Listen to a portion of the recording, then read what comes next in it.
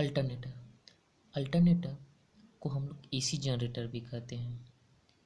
AC generator आज हम देखेंगे अल्टरनेटर का, उसके पार्ट्स देखेंगे और उसके प्रिंसिपल देखेंगे। सबसे पहले अल्टरनेटर के लिए कुछ पॉइंट देख लेते हैं। सबसे पहले अल्टरनेटर को ही हम लोग एसी जनरेटर कहते हैं, इसमें कोई भी कंफ्यूज नहीं होना, अल्टरनेटर ही एसी जनरेटर होता है।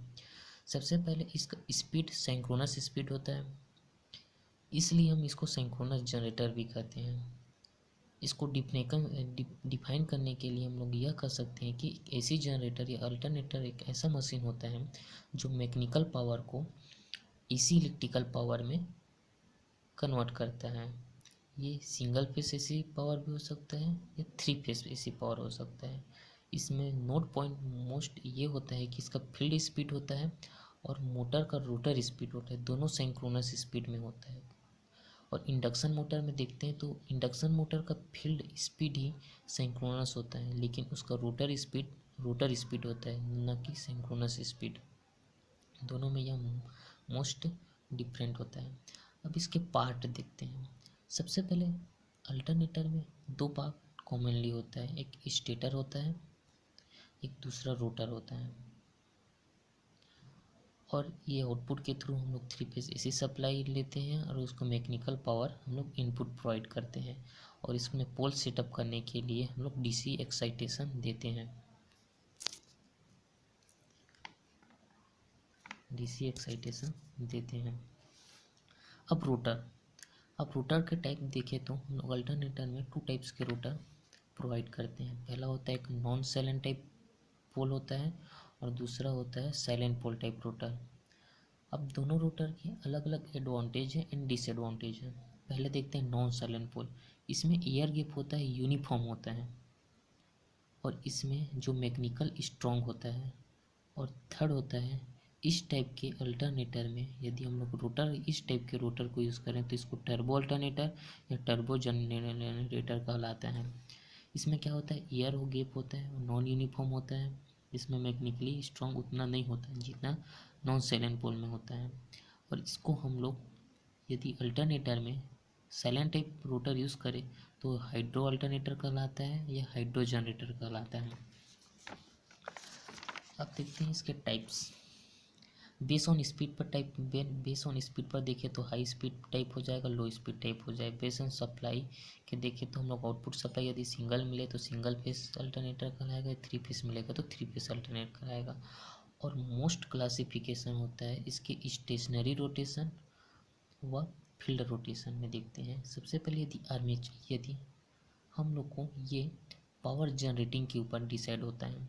यदि हम लोग को बल्क पावर में ईएमएफ इंड्यूस करना हो तो हम लोग को बल्क अमाउंट में हम लोग को क्या चाहिए, पावर चाहिए, तो आर्मेचर वाइंडिंग की भी रिक्वायर्ड अधिक हो जाएगी, जिसको हम लोग रोटर में करेंगे तो वो उसके लोड को बियर नहीं कर पाएगा। इसलिए हम लोग इसमें आर्मेचर वाइंडिंग को स्टेटर में रखते हैं। यदि हम लोग को स्मॉल पावर जनरेशन करना हो तब हम फील्ड वाइंडिंग को स्टेटर में और आर्मेचर वाइंडिंग को रोटर में कर सकते हैं। इस टाइप पर 2 टाइप से होता है, base on rotating armature and stationary armature. अब इसका प्रिंसिपल देखते हैं। इसका प्रिंसिपल हम लोग 4 पार्ट में देखते हैं। फर्स्ट पार्ट में देखते हैं, इसमें ज़्यादा कंफ्यूज नहीं होने का, कि इसमें स्टेटर रहेगा और रोटर रहेगा, डीसी एक्साइटेशन सिस्टम प्रोवाइड करते हैं। स्टेटर में आर्मेचर वाइंडिंग रहेगा और रोटर में फील्ड वाइंडिंग रहेगा, जिससे डीसी सप्लाई प्रोवाइड करने से इसमें एक पोल फिक्स हो गया। मान लो एन ऊपर की ओर एन पोल फिक्स हुआ एंड नीचे एस पोल फिक्स हुआ। यहाँ पर क्रॉस करेंट का इनकमिंग को शो कर रहा है और डॉट करेंट के आउटगोइंग को।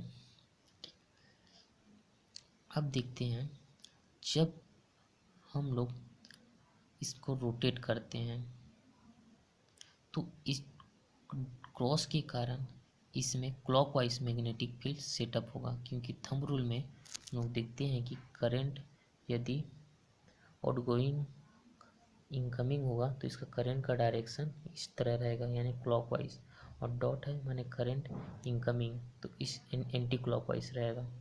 इस प्रकार इसमें फ्लक्स का सेटअप होगा।